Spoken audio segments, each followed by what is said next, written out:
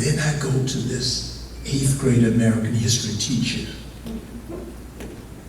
who taught me about the brilliant black folk who I'd never heard of before.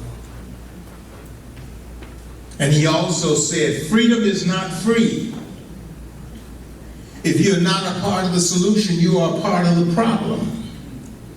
And he encouraged us, his 8th grade students, to join the youth council in NAACP, which I did at age 11.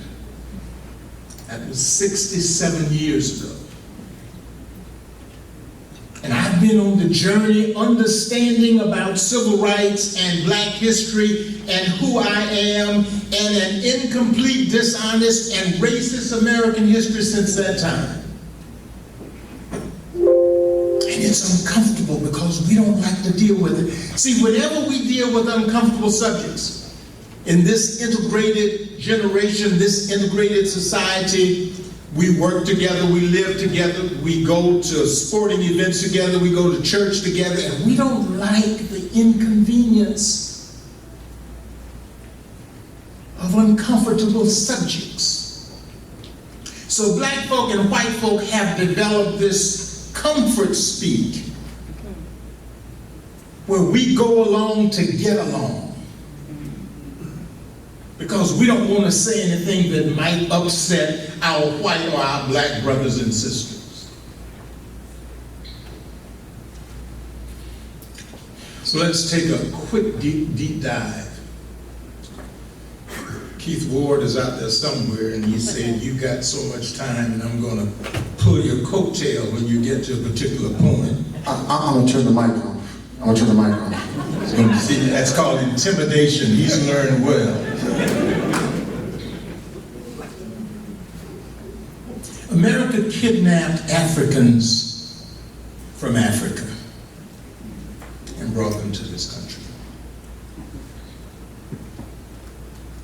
So this Christian country, founded on freedom of religion, had to figure out, well, what can we do? How can we handle this? So they decided, with the support and the help of every white religious denomination in this country, to call Africans property.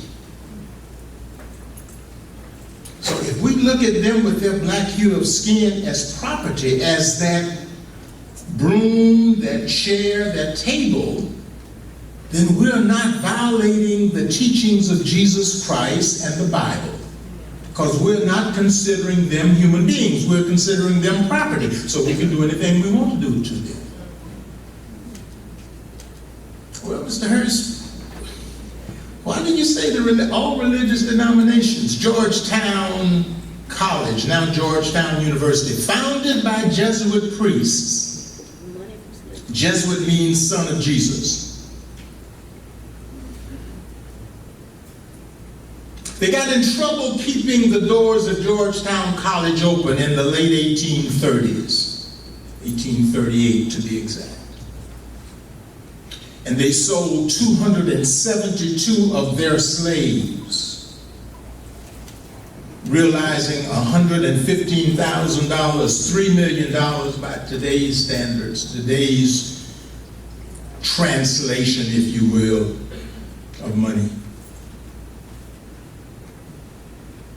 Now Georgetown has realized that, and its students are saying to Georgetown University, what are you going to do about that? So Georgetown is giving the descendants of all 272 of those enslaved persons a free ride, and they have committed and put aside $100 million. 1845, Southern Baptists got together in Augusta, Georgia, and they founded the Southern Baptist Convention to support slavery only. Well, Mr. Hurst, that might have been well and good, but I'm from New York. We don't have slavery. We didn't have slavery up here. Yes, you did. The legal end of slavery in New York was in 1820. Prior to that, for 200 years, you had slavery in New York. And because that was so traumatic for the slave owners in New York, they gave them 7 years as a transitory period to get over having enslaved persons. Passed the law in 1820, went into effect in 1827.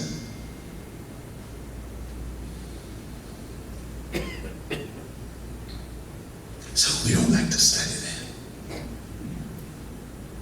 We don't like to talk about that. Let me tell you what we like to talk about as we romanticize American history. Christopher Columbus discovered America.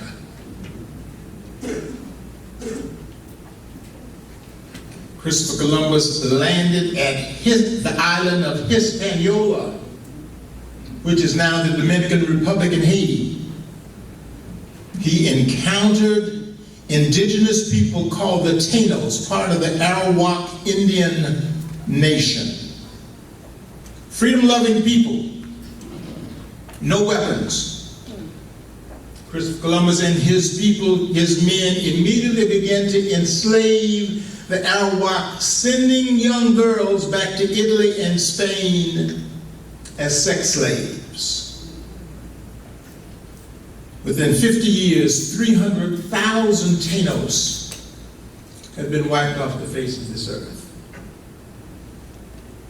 Christopher Columbus was the first slave trader in this hemisphere.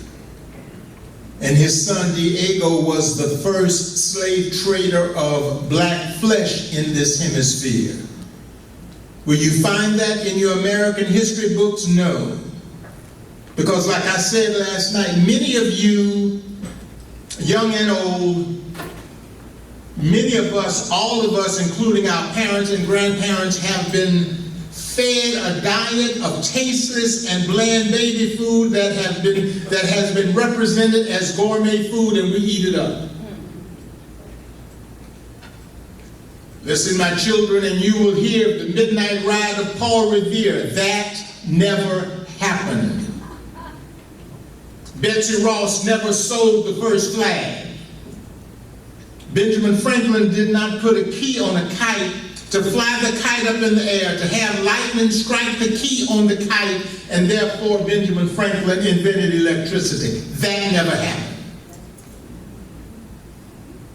We hold these truths to be self-evident, that all men are created equal, that they are endowed by their Creator with certain unalienable rights, that among these rights are life, liberty, and the pursuit of happiness. Written by Thomas Jefferson from the Declaration of Independence. And at the time Thomas Jefferson wrote those words, he owned more enslaved persons in Albemarle County, Virginia, than any other person. He took it a step further. One of his enslaved persons, one of the persons that he owned, understand, for those of us who are Christians and irrespective of your religion, you own another human being.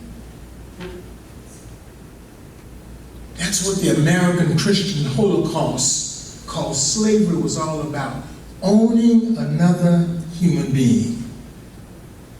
So one of the enslaved persons that Thomas Jefferson owned was named Sarah Sally Hemings. Now, when I am talking to graduate students or doctoral students or even CEOs for Fortune 500s, I always have them keep their tablets on, their laptops, their iPods, their iPhones.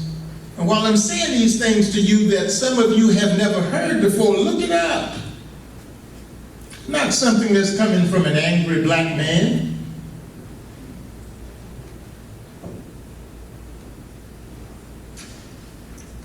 One of the enslaved persons that Thomas Jefferson owned was named Sarah Sally Hemings.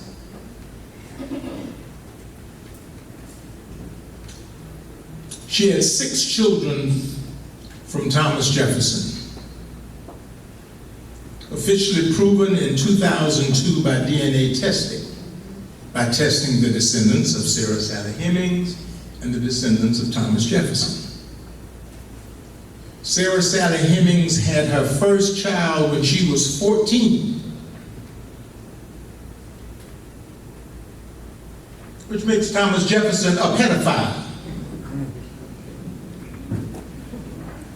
Uncomfortable conversations that we don't like to have. Francis Scott Key was an elitist, a slave owner from Washington, D.C. During the War of 1812, the British said to enslaved persons, freed and those who were still enslaved, if you come and fight with us, we'll give you your freedom and find you a place to live. I said that once to a group of teachers. One teacher said, Mr. Hurst, that is terrible.